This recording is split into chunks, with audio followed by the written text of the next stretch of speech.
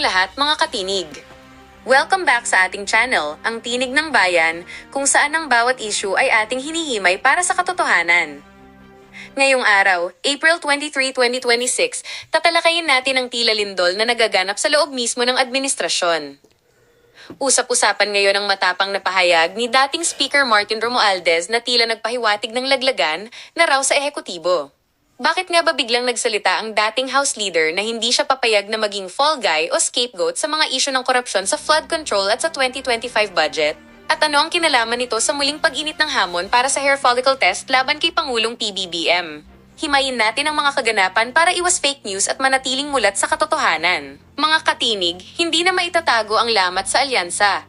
Sa isang video statement na inilabas nitong Martes, direkta nang nagsalita si Rep. Martin Romualdez. Ang kanyang mensahe, I will not be the fall guy for other people's corruption.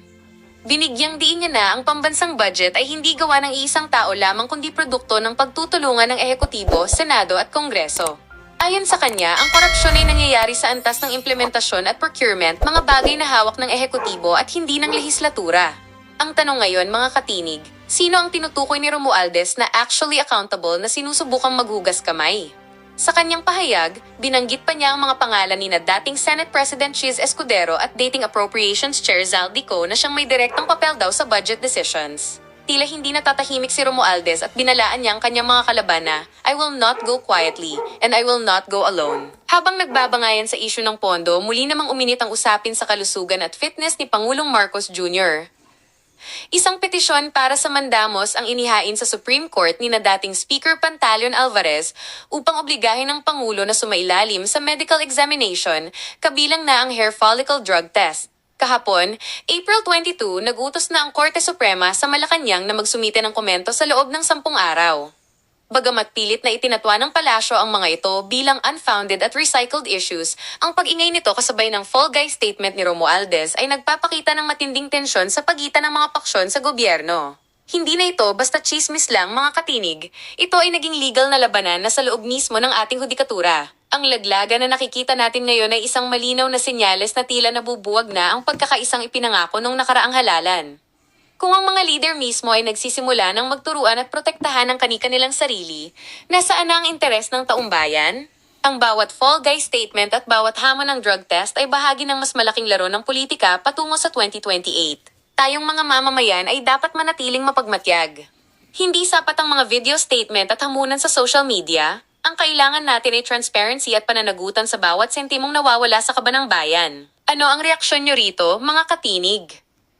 Naniniwala ba kayo na fall guy nga lang si Martin Romualdez o ito ay diskarte lamang para mailigtas ang kanyang pangalan sa investigasyon ng ombudsman? At sa isyu ng hair follicle test kay PBM, sapat na ba ang pagtakbo-takbo ng Pangulo sa harap ng media o dapat na siyang sumunod sa utos ng korte para matapos na ang duda?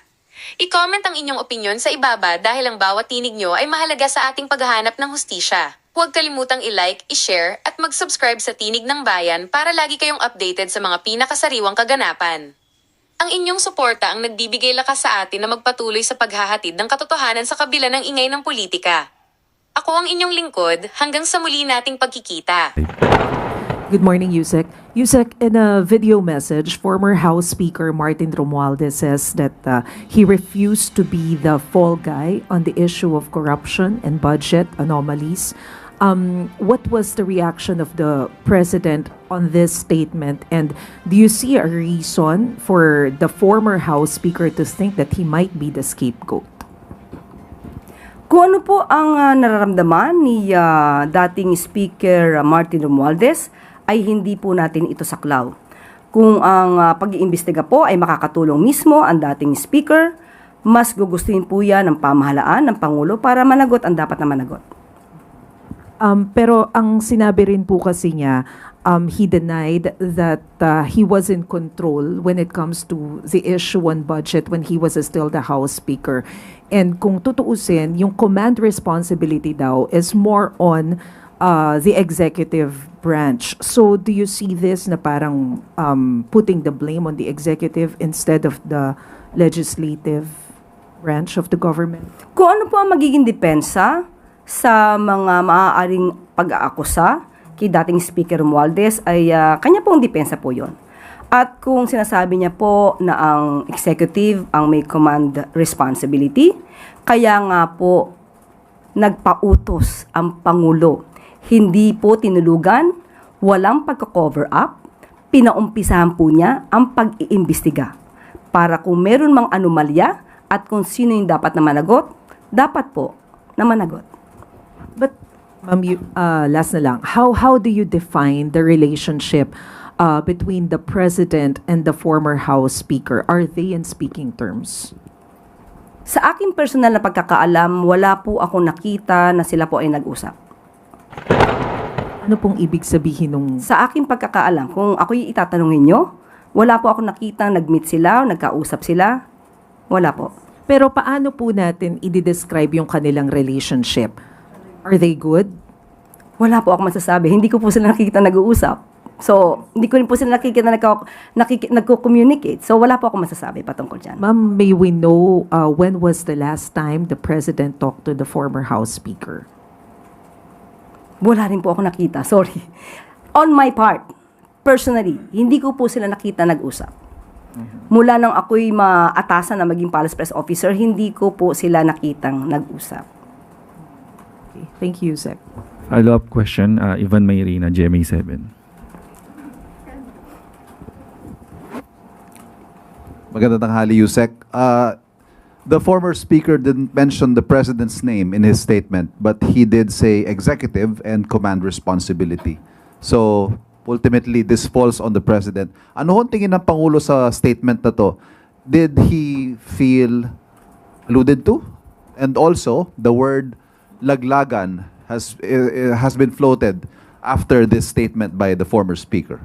What did you say? It will fall on the president? Yes, because ultimately, as the chief executive, sa kanya po yun. Hindi ho ganun ang tingin ng Pangulo sa naging statement ng former speaker. Hindi ganun ang tingin ng Pangulo dahil nga po, una po, 2025, nung nakikita niya na mayroong mga anomalya, siya po ang nagpautos na magpaimbestiga. Pag sinabi po nating executive, hindi lamang po ang Pangulo ang nasa executive. Kaya nga po, nagkaroon ng ICI, hindi lamang po nanatili na ad hoc committee ang mag-i-investigate, nag-create ng independent investigating body para po hindi masabing merong kino-cover up, lalong-lalo na patungkol sa DPWH. At sa ating po nadinig na statement ni dating speaker, sinabi po niya na pag-i-implement on the ground.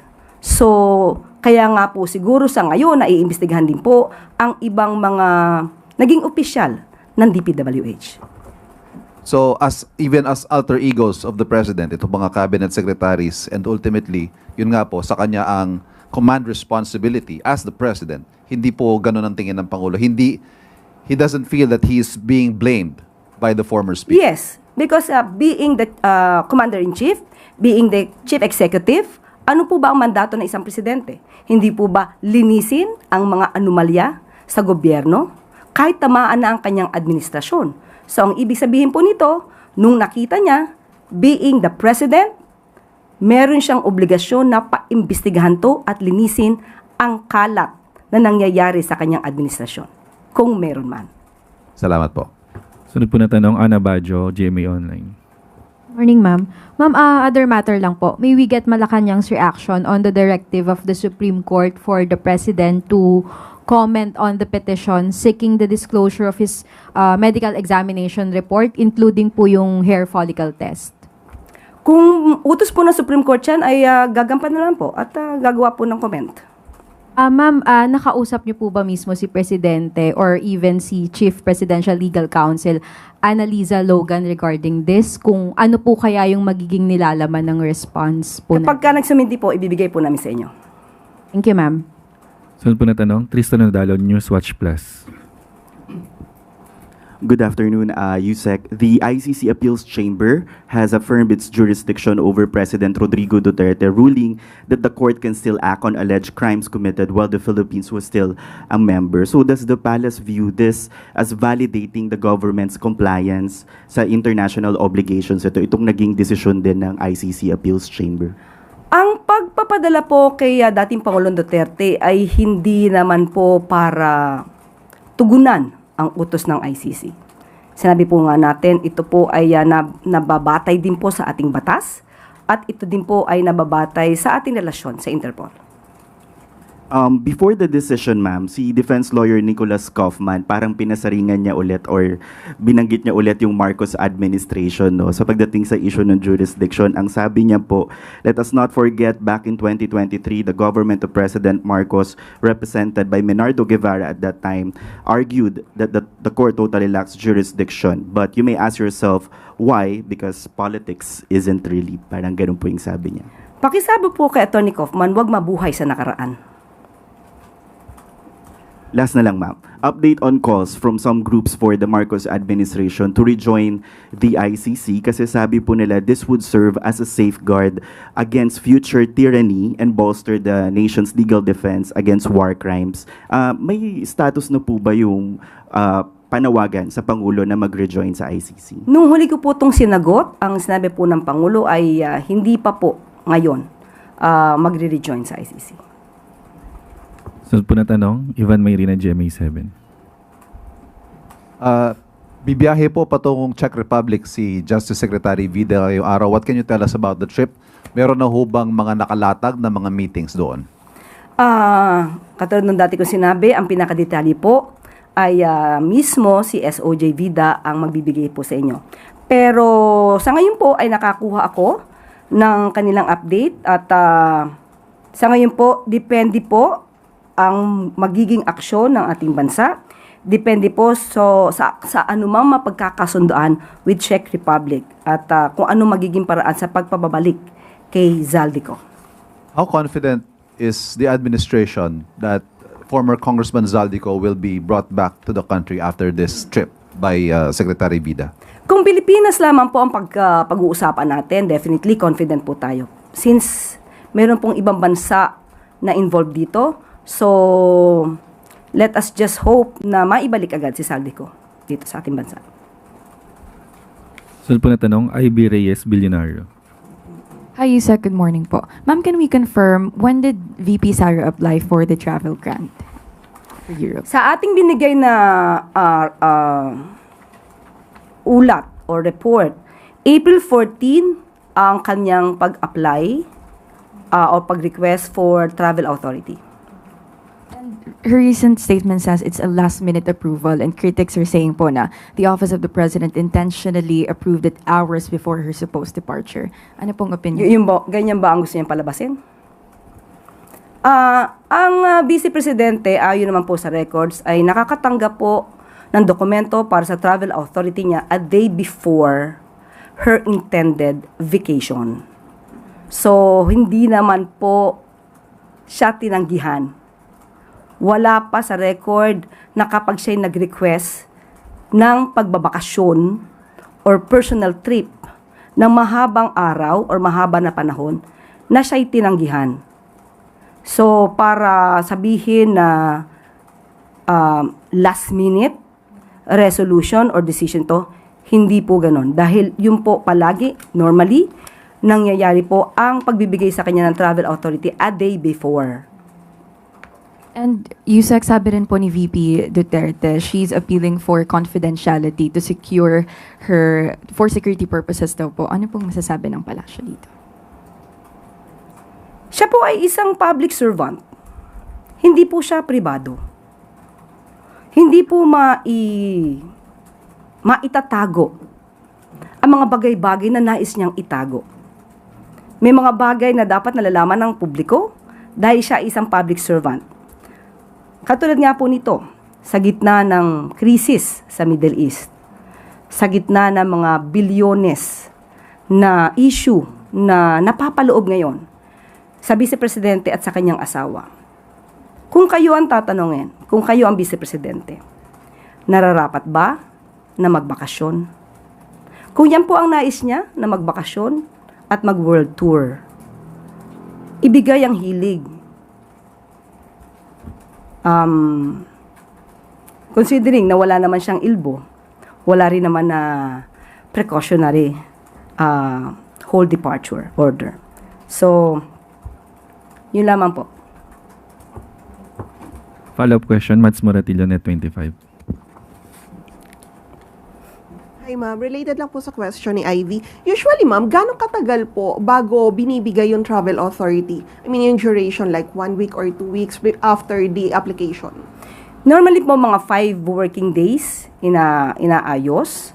At pagka ang Vice Presidente naman ang humihiling, hindi naman yan tinatanggihan. So, hindi po siya dapat issue. So, ang issue na lang dito, sabi nga natin, we expedite the travel request. No? We usually expedite the processing of the travel request. What matters most now, no? Bakit nagbago ang isipan ni Pangulo or rather ni dating ni Vice Presidente? What made her change her mind is the 6.7 billion question. Thank you ma'am. Sunod po na tanong, Rafi Ayeng, Daily Tribune. Ma'am, follow up lang dun sa travel authority. Ma'am, yung mga travel request na yan, since sinasabi niya naman po na namamasyal lang ang Vice President, wala po bang kakayahan ng Presidente na? Hindi ko naman sinabi na mamasyal. Sinabi ko nagbabakasyon, personal trip. Wala po bang kakayahan ng Presidente na questionin ang Vice Presidente na, oops, teka, parang nagbabakasyon ka na nga lang. Sabi nga natin, ibigay ang hilig ng walang ligalig. Tapos ma'am, nabanggit niyo po yung bilyon-bilyon. Ano po yung reaksyon ng palasyo dito sa pagkakatuklas nga nung bilyon-bilyong transaksyon sa joint bank account ng Magamang Duterte na isiniwalat ng AMLAC? Hindi ito bago. Hindi ito bago na nadinig natin. So, walang reaksyon ang Pangulo, walang reaksyon ang palasyo. Mas maganda pong malaman natin kung ano ba ang reaksyon ng Vice Presidente dahil nabunyag itong bilyon-bilyon transaksyon na nakita sa kanyang mga bank accounts. At hindi pa rin po humaharap ang Vice Presidente. Ano po ang mensahe niyo sa kanya para harapin ang... Ako magbe-mensahe? Ako talaga. ang palasyo? Unang-una, hindi kailangan bigyan ng mensahe ang Vice Presidente. Unang-una, malaki na po siya. Pangalawa, Vice Presidente po siya. Public servant siya. So, sabi niya, isinusulong niya ang accountability and transparency. Siya po ang dapat na makaalam kung anong dapat niyang gawin. Kung paano ito ipapaliwanag sa taong bayan. So, di niya po kailangan ng anumang mensahe mula sa palasyo. Sunod po na tanong, Samuel Medenilla, Business Mirror. Good afternoon, ma'am. Magpa-follow up lang po kami. Kung may update na po kaya dun sa proposed ng DA na price cap, executive order for imposing a price cap on imported rice po. Sa ngayon, Sam, wala pa po tayo maibibigay na update at yan po ay nakalatag pa lamang.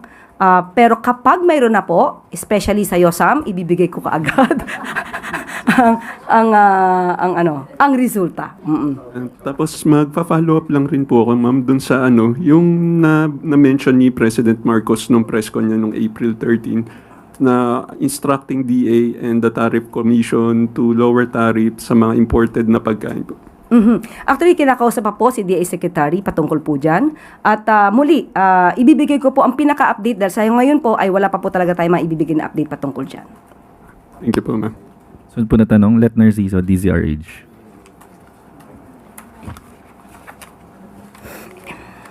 Yusek, bago po yung tanong ko, may quick follow-up lang din ako doon sa Travel Authority. Sabi niyo po, a day before, ibinibigay kay VP Sara yung Travel Authority niya. Sa ibang opisyal po ba, ganoon din? Yes, normally. Hindi naman ganun kadali. Yung tanong ko po, Yusek, nasa level 19 na po yung flight fuel surcharge for April 16 to 30 na inaasahang magpapataas ng pamasahe sa eroplano. Aside from reduction of passenger service and airport navigation charges, what are the other measures being considered to address impact of oil prices to air transportation? Yes, oo, medyo issue po yan, no? Pero kinausap po natin mismo ang DOE at ito po ang kanilang sinabi, and I quote, "No existing government subsidy on aviation fuel and the allowable aviation fuel surcharge is set by the Civil Aeronautics Board. not by airlines themselves. So, yun lang po muna ang kanilang mensahe. At may nauna na rin pong pahayag si Presidente, ano yung sinasabi niyang distinct possibility ang flight groundings. And recently, may statement po ang International Air Transport Association that jet fuel shortage may likely hit the aviation industry by June. Pinaghahanda na rin po ba natin ito? May mga instruction ba si Presidente? At kumusta po ang ating jet fuel supply? Lagi naman po na inuulat sa Pangulo ito at lahat po ng paraan ay ginagawa po para po hindi magkulang ang supply ng produktong petrolyo sa atin. Yan din po ang naiulat noon na maaaring maging resulta yan dahil sa kinakaharap nating krisis dito sa Middle East. Salamat po. Sunod na tanong, Christian Yusores, DZMM. Hi, Yusek. Quick follow-up lang din po doon sa Travel Authority ni VP Sara kasi may mga nabahala po nung na-anunsyong na-grant yung kanyang Travel Authority saying na baka flight risk siya at baka hindi na raw po umuwi ng Pilipinas. Pero given nga po na hindi naman niya itinuloy yung biyahe, pero should she try ulit na mag-apply ng panibago, is the palace open to grant her again a Travel Authority? Hindi naman po natin pipigilan ang Vice Presidente sa kanyang paglalakbay. At maliban lamang siguro kung merong ILBO or merong precautionary whole departure order, tingnan din natin kung ano ang kanyang magiging reaksyon kapag siya ay na-issuehan ng ganyan. At dyan nagtatapos ang usapan natin ngayon. Kung may gusto kang idagdag o reaksyon, i-comment mo lang sa baba. Boses mo'y mahalaga. Huwag kalimutang i-like, share, at subscribe para sama-sama nating palakasin ang tinig ng bayan. Hanggang sa susunod, tandaan, ang may alam, may laban! Awesome!